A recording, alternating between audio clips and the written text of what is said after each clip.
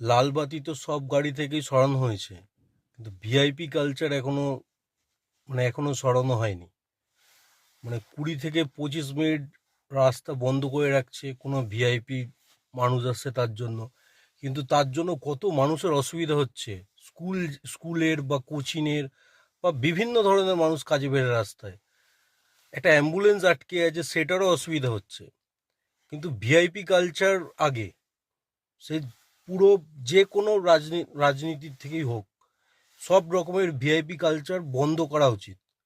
যে কোনো রাজনেতা বা যে কোনো কেউ মানুষের জন্য, আমি মনে করি মানুষের সেবা করার জন্য তারা রাজনীতিতে এসছে, ভিআইপি কালচার পাওয়ার জন্য আসে না। যদি সেরকম হয়, আপনি 5 মিনিট আগে বন্ধ করুন রাস্তা, 20-25 মিনিট আরো বেশিক্ষণ ধরে সবাই দাঁড়িয়ে আছে, এমনকি গালাগালি করছে মানুষে।